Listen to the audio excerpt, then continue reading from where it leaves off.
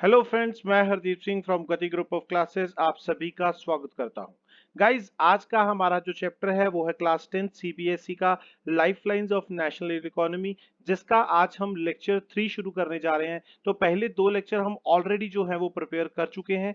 तो अभी आज हमारा ये तीसरा और आखिरी लेक्चर है, जिसमें आज हम जो बातें करेंगे तो देखते हैं सबसे पहले कौन कौन से टॉपिक्स हम इसमें कवर करने वाले हैं।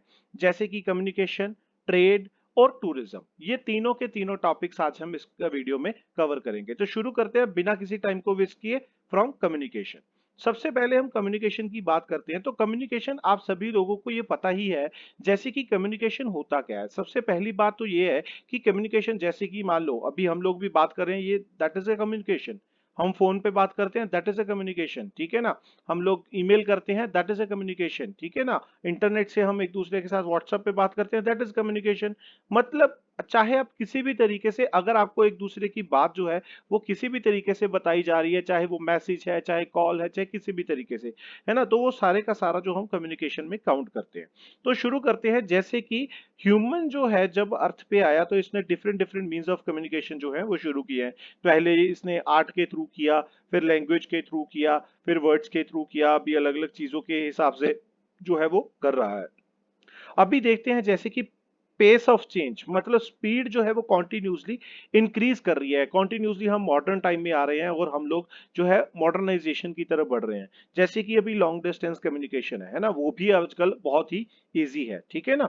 विदाउट एनी फिजिकल मूवमेंट, हमें कहीं जाने की जरूरत नहीं है, घर पे बैठो आप, है ना। तो बातें कर सकते हो आप लोग, ईमेल के थ्रू कर सकते हो आप लोग, वीडियो कॉल के थ्रू कर सकते हो, है ना। आप लोग जैसे कि अभी हम लोग आजकल जूम क्लास पढ़ रहे हैं तो जूम क्लास के थ्रू कर सकते हो, ठीक है ना। तो इस तरीके से किया जा सकता है। अभी थोड़ा सा हम करेंगे कि टाइप्स ऑफ कम्युनिकेशन कौन कौन से होते हैं। जैसे कि सबसे पहले पर्सनल कम्युनिकेशन की बात करते हैं, जैसे कि टेलीफोन हो गया, मोबाइल हो गया, ईमेल हो गया, लेटर्स हम भेजते हैं, ठीक है ना। ये सारे क्या है, ये पर्सनल कम्युनिकेशन के वो है, टाइप्स है।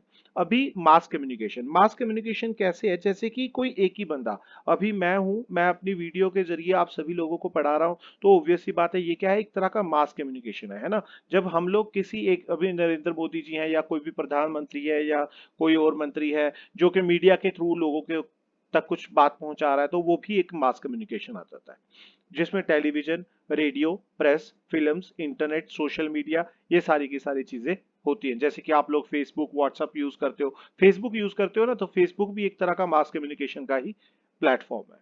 तो अभी देखेंगे तो वहां पे बहुत सारे मेजर मीन्स हैं। तो आजकल इंटरनेट जो है वो मेन इंपॉर्टेंट एक चीज बन चुका है हमारे लिए, ठीक है ना। मोर देन 200 मिलियन यूजर्स जो है वो इंडिया में इंटरनेट को यूज करते हैं। तो इंडिया जो है वो तीसरे नंबर पे है कि जो इंटरनेट यूज करता है, ठीक है ना। तो अभी देखते हैं जैसे कि इंपॉर्टेंस देखेंगे कम्युनिकेशन की, आखिर इन चीजों को इतनी ज्यादा प्रेफरेंस क्यों दी जाती है। मास कम्युनिकेशन जो है वो हमें एंटरटेनमेंट करता है ना, ऑब्वियस सी बात है। मूवीज आ रही हैं और अवेयरनेस लोगों के पास देता है। अलग अलग नेशनल प्रोग्राम्स और पॉलिसीज के बारे में भी हमें जो है वो इंफॉर्मेशन मास कम्युनिकेशन से ही मिलती है। साथ ही में क्या है यहाँ पे, डेमोक्रेसी को स्ट्रांग करता है, क्योंकि जो गवर्नमेंट की जितनी भी चीजें हैं उनके बारे में हम अच्छे से जो है वो बातें कर सकते हैं, उनके बारे में पढ़ सकते हैं, उनके बारे में विचार कर सकते हैं, उनके बारे में डिबेट कर सकते हैं, है ना। तो साथ ही में क्या है, एक कोई भी नेचुरल जब क्लेमिटी आती है तो उस टाइम पे भी काफी हेल्प आउट करता है हमें, है ना, मास कम्युनिकेशन। जैसे कि अभी देखो कोई भी बीमारी हो जाए, है ना, तो तुरंत जो चीजें हैं वो पता लग जाती हैं, कैसे कहाँ पे कैसे उसको कंट्रोल किया जा रहा है, कैसे कंट्रोल नहीं किया जा रहा, क्या कहाँ पे प्रॉब्लम आ रही है, कहाँ पे प्रॉब्लम नहीं आ रही। तो मीडिया इसमें बहुत ज्यादा हेल्प आउट करता है। तो अभी साथ ही में देखेंगे जैसे कि ऑल इंडिया रेडियो, है ना, ये आकाशवाणी रेडियो हम सभी को ही पता है, ठीक है ना। पहले रेडियो होते थे, आजकल तो टीवी, एलईडी बहुत कुछ है ना। तो अलग अलग तरह के वहाँ पे नेशनल, रीजनल, लोकल लैंग्वेजेस, अलग अलग तरह के जो है वो स्टेशन होते हैं, है ना। उन पे डिपेंड करता है आप किस कौन सी भाषा में आप सुनना चाहते हो, न्यूज सुनना चाहते हो, गाने सुनना चाहते हो, गुरबानी सुनना चाहते हो, कोई भजन कीर्तन सुनना चाहते हो, वो सारा कुछ आता है, ठीक है ना।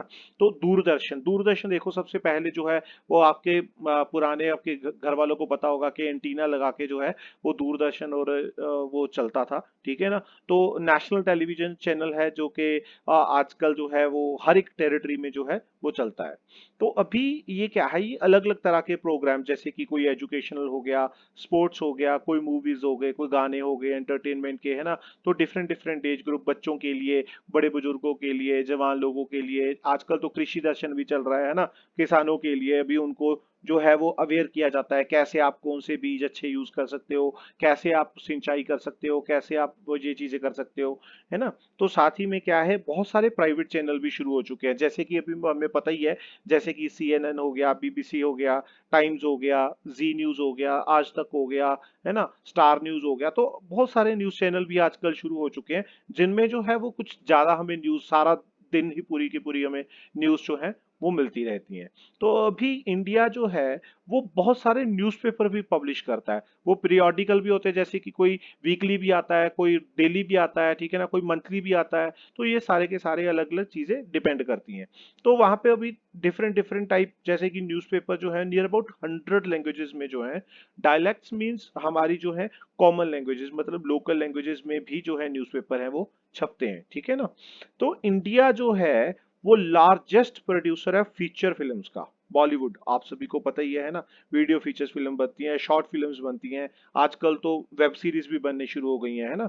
तो central board of film certification जो है वो हमने पहले भी, एक मैं आपको सीधी सी बात बताता हूँ, देखो एक सीधा सा नाम है सेंसर बोर्ड, ठीक है ना। जब भी कोई फिल्म जो है वो रिलीज होती है तो सबसे पहले जो सेंसर बोर्ड है वो उसको देखता है कि भाई ये फिल्म लोगों के पास जाने लायक है या नहीं है ना, इसमें कोई ऐसी सीन तो नहीं है, तो उस सीन को काट दिया जाता है या वहां पे बीप कर दिया जाता है, अगर कोई गाली वाली है उसमें, है ना, तो बीप कर दिया जाता है ताकि लोगों तक वो सारी चीज ना पहुंचे, है ना। तो इंडियन लैंग्वेज में भी बनती हैं, फॉरेन लैंग्वेजेस में भी मूवीज जो है वो बनती हैं। अभी हमारे पास दूसरा इंपॉर्टेंट चीज क्या है, ट्रेड। बेटा ट्रेड जो आपको, वो सिंपल सी बात है, ट्रेड होता है, देखो किसी भी, अभी मान लो कि कोई भी गुड्स है ना, हम कोई भी गुड्स जो है वो ट्रेड करते हैं, है ना। तो साथ ही में भी यहाँ पे कुछ हमने पहले रेलवेज पढ़ा, हमने अपनी पहली वीडियोस में रेलवेज, रोडवेज, एयरवेज, वाटरवेज, बहुत सारी चीजें पढ़ी। तो वो सारे एक तरह के ट्रेड के और ट्रांसपोर्टेशन के ही हमारे जो है वो साधन थे। तो अभी देखेंगे इंटरनेशनल ट्रेड। बेटा ये सबसे इंपॉर्टेंट चीज है, इंटरनेशनल ट्रेड। जब हम कोई एक कंट्री किसी दूसरी कंट्री के साथ ट्रेड कर रहा है ना, या बाकी कंट्रियों के साथ, अभी उसको हम क्या है कि हम उसको बोलते हैं कि that is also known as globalisation, ठीक है ना, मतलब interlinking of the different countries. अभी यहाँ पे exchange of goods as well as services, इसको हम जो है वो अलग अलग कंट्रीज के साथ करते हैं। तो मार्केट इज द प्लेस जहां पे ये सारे का सारा जो एक्सचेंज है वो किया जाता है। तो ट्रेड दो कंट्रीज के बीच में जो होता है वो उसको हम इंटरनेशनल ट्रेड बोलते हैं। तो ट्रेड हम अलग अलग जगह से, सी से करते हैं, एयर से करते हैं, लैंड से करते हैं, जिसके हमने पहली दो वीडियोस में हम सब कुछ पढ़ चुके हैं। एक्सपोर्ट और इंपोर्ट जो है वो इसके टू मेन कंपाउंड्स हैं।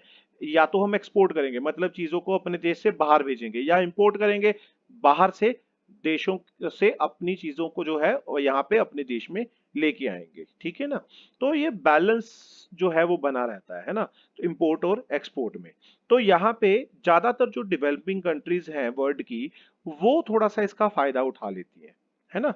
वो कैसे उठाती हैं अभी देखते हैं। जैसे कि यहाँ पे इंपोर्टेंस ऑफ ट्रेड है, कोई भी कंट्री है जो विदाउट इंटरनेशनल ट्रेड जो है वो सरवाइव नहीं कर सकती।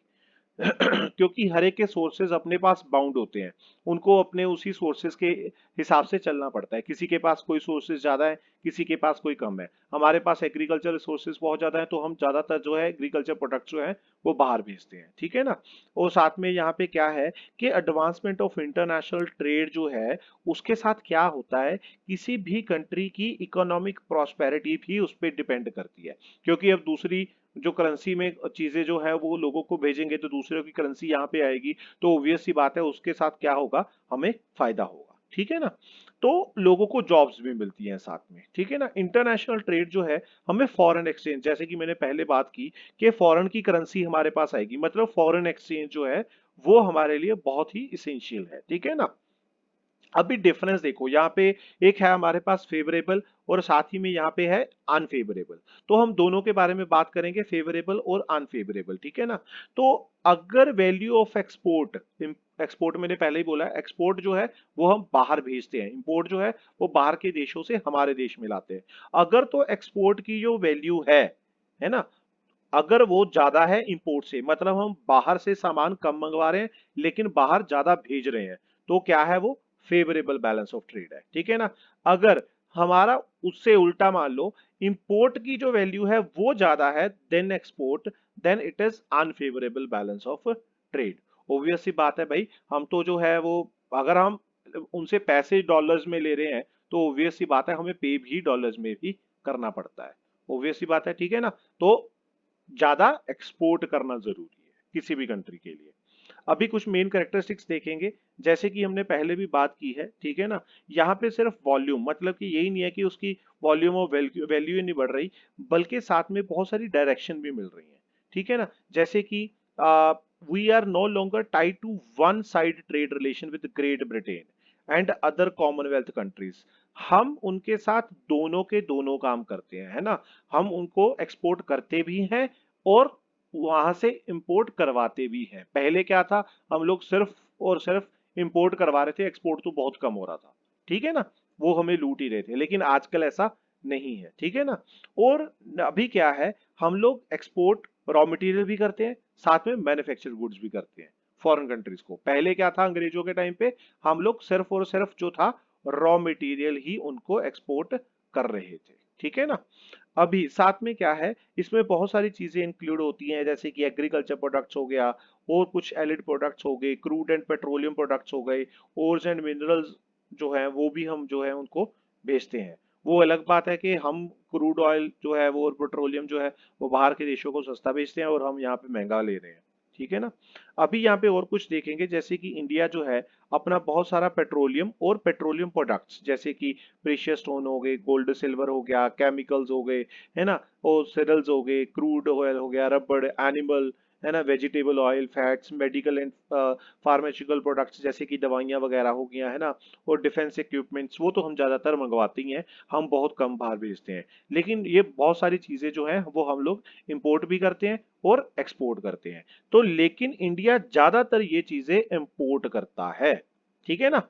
तो ये चीजें ज्यादा इंपोर्ट करता है। अभी हमारे पास देखो ट्रेड रिलेशन जो है, जैसे कि यूएसए हो गया, कनाडा हो गया, ऑस्ट्रेलिया हो गया, जापान, रशिया, यूरोप, इन सभी कंट्री के साथ, और even then with the Great Britain, है ना, सभी के साथ हमारे वो प्रोड्यूसिंग कंट्रीज जो है उनके साथ काम काफी अच्छा चल रहा है। लेकिन थोड़ा सा ग्रेट ग्रेट ब्रिटेन जो है उनके साथ थोड़ा सा कम है, ठीक है ना। बाकी के साथ हमारे जो ट्रेड रिलेशन है वो काफी अच्छे हैं।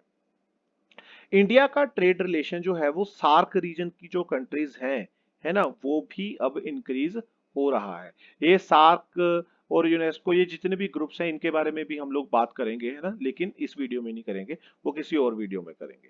तो अभी चाइना जो है वो इंडिया का मेन ट्रेडिंग पोर्ट बन चुका है, ठीक है ना, यूएसए और यूएई के बाद। ऑब्वियस सी बात है, आपको भी पता है बहुत सारी चीजें जो है वो चाइना से ही आती हैं, वो किसी एक कंट्री में नहीं आती बल्कि हर कंट्री में जाती हैं, ठीक है ना। अभी हमारे पास एक और टॉपिक है, टूरिज्म। भाई घूमना फिरना, ऑब्वियस सी बात, घूमना फिरना भी तो चाहिए ना। आज जरूरी थोड़ी ना काम करते रहेंगे पढ़ते रहेंगे, घूमना फिरना भी जरूरी है। तो यहाँ पे अभी देख लेते हैं टूरिज्म के क्या हाल चाल है ना। तो अभी देखते हैं, जैसे कि टूरिज्म जो इंडिया का है वो भी एक अच्छी खासी लार्जेस्ट सर्विस इंडस्ट्री बन चुकी है, जो कि हमारे जो जीडीपी है उसमें 6.9% जो है वो कंट्रीब्यूशन डाल रही है। और टोटल लोगों को जो है 2013-14 में 12.5% जो टोटल एम्प्लॉयमेंट है वो टूरिज्म ने दी। अभी आप बोलोगे सर ये एम्प्लॉयमेंट टूरिज्म कैसे दे रहा है। ऑब्वियस सी बात है बेटा, टूरिस्ट जाते हैं, वहाँ पे गाइड होते हैं, वहाँ पे अलग अलग लोग जो है वो चीजें बेच रहे हैं या कुछ कर रहे हैं, है ना, कोई सामान उठा रहा है, कोई कुली है, कोई रेस्टोरेंट खोल के बैठा है, कोई ढाबे खोल के बैठा है। तो वो सारी चीजें जो है वो क्या है, वो इकोनॉमिक कंडीशन में ही आती है, एम्प्लॉयमेंट में ही आती है, ठीक है। साथ ही में 2013 में हमारे पास टोटल जो फॉरेन टूरिस्ट अराइवल्स थे इन इंडिया में वो थे 6.58 मिलियन, एंड इंडिया ने 200 बिलियन यूएस डॉलर्स जो हैं वो अपना कमाई की है उनसे, ठीक है ना। दैट इज जो हमें उम्मीद है कि और भी ज्यादा बढ़ जाएगा और अभी भी बढ़ता रहेगा, ठीक है ना। 2018 में भी जो है हमने वो उसका ग्रोथ रेट वो निकाला था, दैट वाज नियर अबाउट 9.4%, है ना। तो इस तरीके से ये इंक्रीज होता रहता है।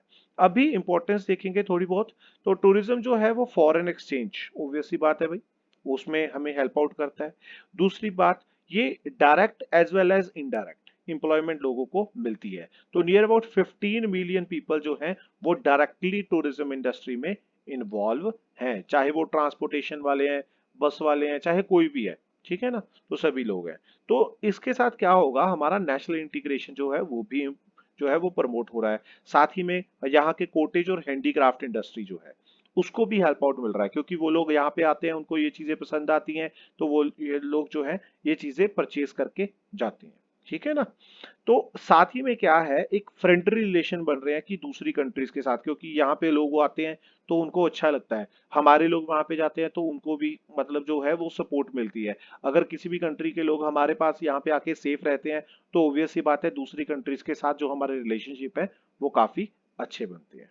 तो गाइज आज का टॉपिक हमारा यहीं तक था। अगर आपको वीडियो पसंद आई हो तो प्लीज इसे लाइक करें, शेयर करें अपने दोस्तों के साथ, अपने क्लासमेट्स के साथ। और हाँ, अगर आप नए हो तो जरूर हमारा चैनल सब्सक्राइब करें और साथ में बेल आइकन दबा दें ताकि हर वीडियो आपके पास पूरे टाइम से पहुंचती रहे। Thank you guys, bye bye everyone.